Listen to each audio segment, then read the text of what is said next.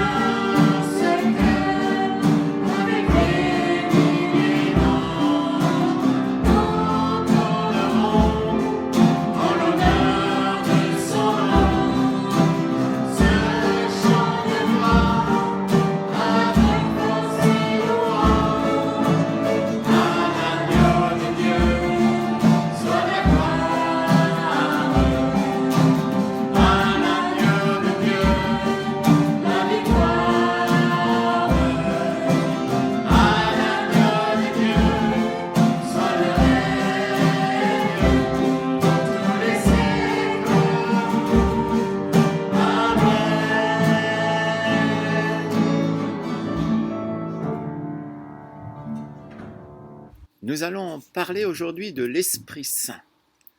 L'Esprit Saint est un sujet passionnant, je dirais même mieux, est une personne passionnante. Qui est-il ?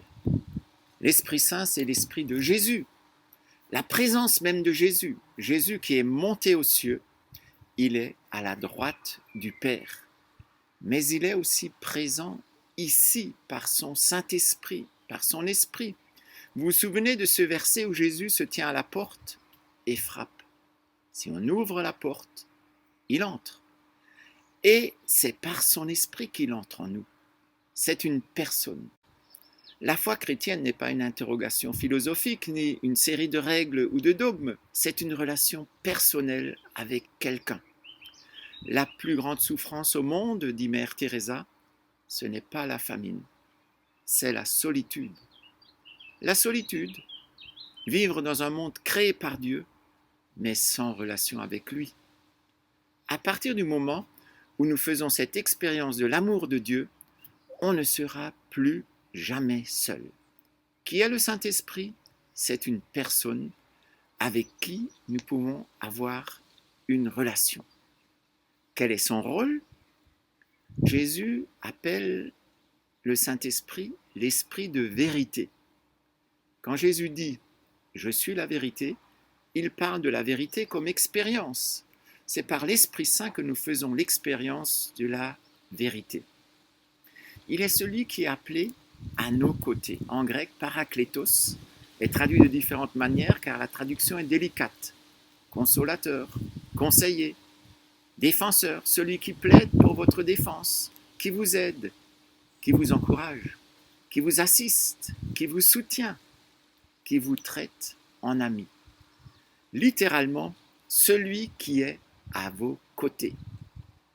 Lorsque l'été, à la plage, un dériveur ou une planche à voile est en difficulté, un bateau à moteur, souvent un Zodiac, vient à son secours et le ramène en sécurité.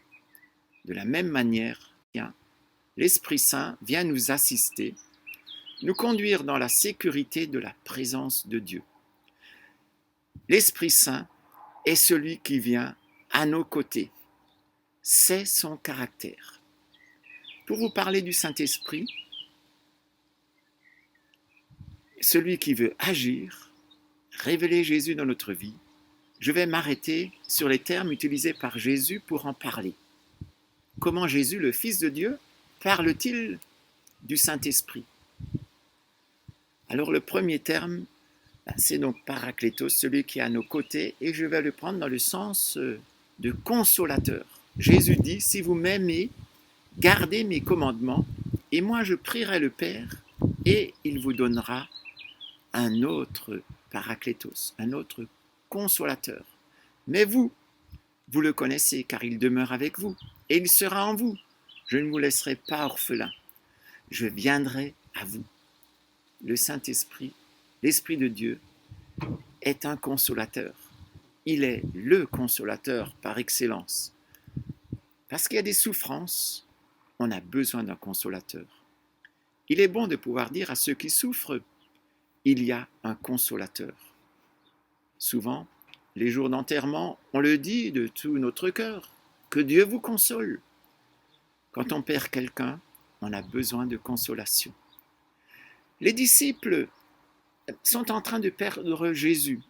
En tout cas, c'est ce qu'ils ont dans leur tête quand Jésus s'était adressé à eux avant qu'ils ne partent et il leur a dit « Je vais m'en aller ». Et il leur dit « La tristesse a rempli votre cœur parce que je vous ai dit que je m'en allais, mais je vous enverrai le consolateur. » Le mieux placé pour nous consoler, c'est le Saint-Esprit. C'est son identité. Il est ainsi appelé par Jésus. Donc, on ne peut pas se tromper, le Saint-Esprit est le consolateur. Passez-vous par des souffrances, des difficultés? Qu'est-ce qui se passe de difficile dans votre famille, au travail? Ne soyez pas désespérés, tristes à l'excès. Il y a quelqu'un qui s'appelle le consolateur. Vous avez besoin de consolation. C'est pas compliqué de dire, mais oui, c'est moi qui souffre. La terre est remplie de souffrances. On regarde le journal télévisé, il y a des souffrances partout, guerre ici, persécution là. La souffrance est le lot de l'humanité. J'ai besoin de consolation. Le Saint-Esprit est le consolateur. Il consolera ton cœur. Je sais par expérience les effets que ça produit. Quand il console, il donne une paix extraordinaire.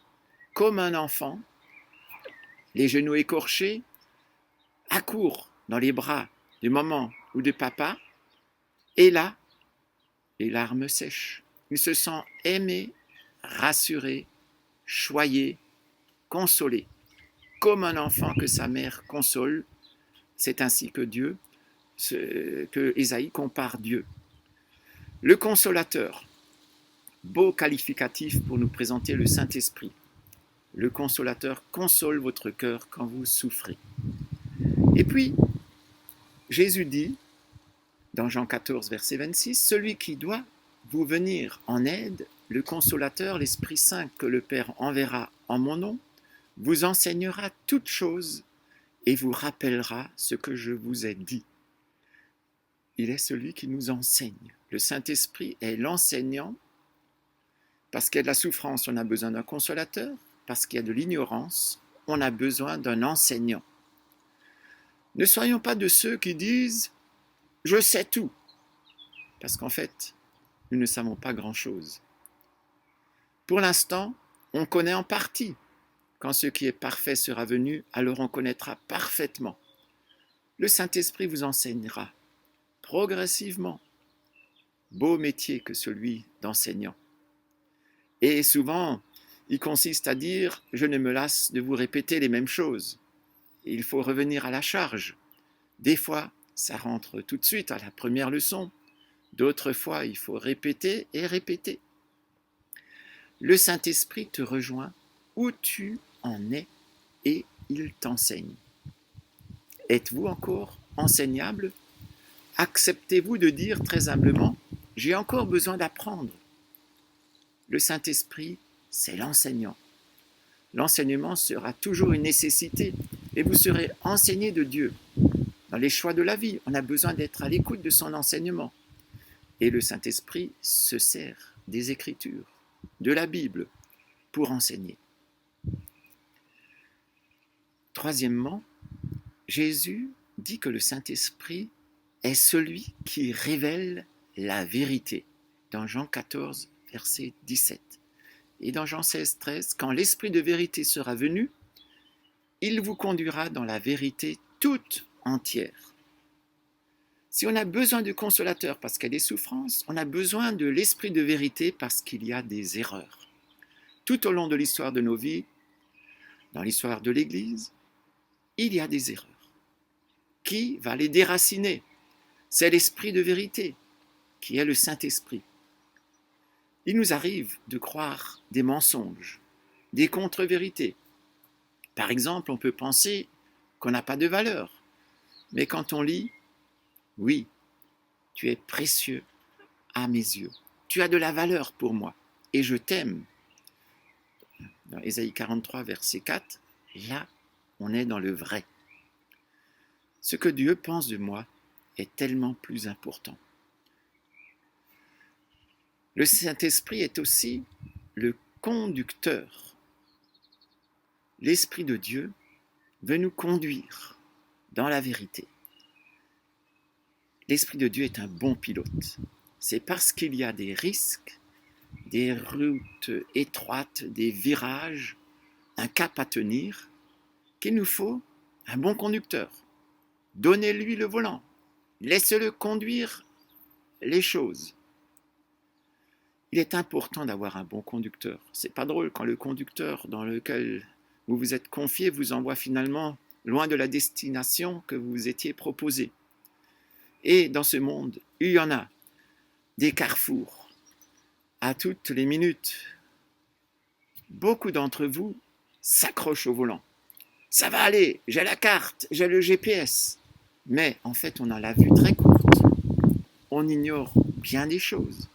Alors sachons lâcher prise. Et disons chaque matin, Seigneur, conduis cette journée. Conduis ma vie. Je vais faire ta volonté. Oui, Dieu entend cette prière et vous aidera à prendre les bonnes décisions, à rester calme, à dire les bonnes paroles. L'Esprit est aussi celui qui communique. L'Esprit qui révèle la vérité recevra ce qui est à moi, dit Jésus, et vous l'annoncera. Quelqu'un qui reçoit auprès de Jésus et vient nous l'apporter. C'est un communicateur, un intermédiaire. La fameuse bénédiction, à la fin de la deuxième épître aux Corinthiens, chapitre 13, verset 13, dit que la grâce du Seigneur Jésus-Christ, l'amour de Dieu le Père et la communion du Saint-Esprit soient avec vous tous. Chacune des personnes de la Trinité a son attribut. Jésus, c'est la grâce. Le Père, l'amour. Pour le Saint-Esprit, le terme pour le qualifier, c'est la communion, la communication. Notre communication avec le ciel passe par Jésus. Le seul chemin qui nous mène au Père,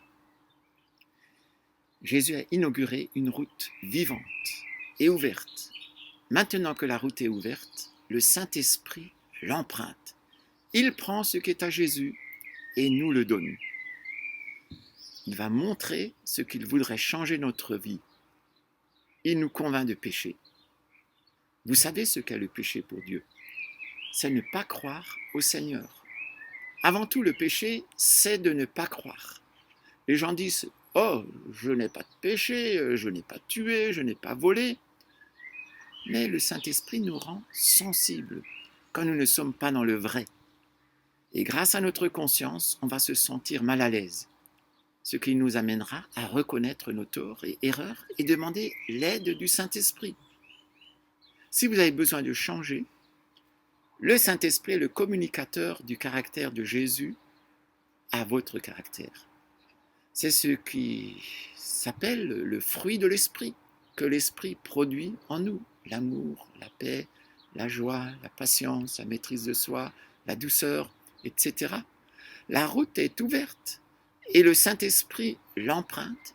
Il prend ce qui est à Jésus et il nous le donne. Oui, le Saint-Esprit nous rend conscients de ces vérités. Parce qu'il y a souffrance, il nous console. Parce qu'il y a ignorance, il nous enseigne.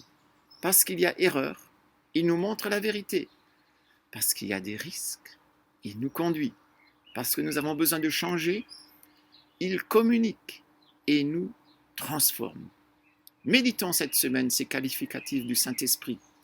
Ce sera l'occasion de se laisser apprivoiser par lui, l'occasion de l'aimer, de le chercher, de l'expérimenter. Je vous invite à prier. Seigneur Jésus, tu ne nous as pas laissés orphelins. Merci parce que tu nous as envoyé le Saint-Esprit. Aujourd'hui encore, nous voulons nous ouvrir à son action. Nous demandons pardon de l'avoir attristé par notre comportement. Nous recevons son pardon, sa consolation, ses directions. Amen.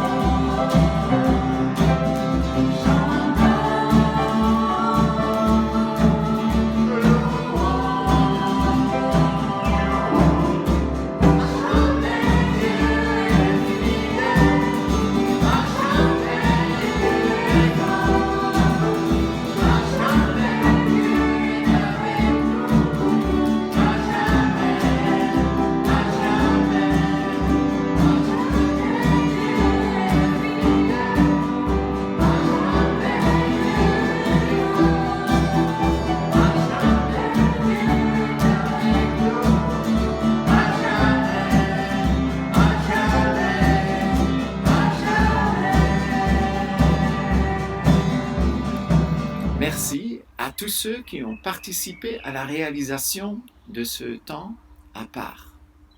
Merci à vous de nous avoir suivis.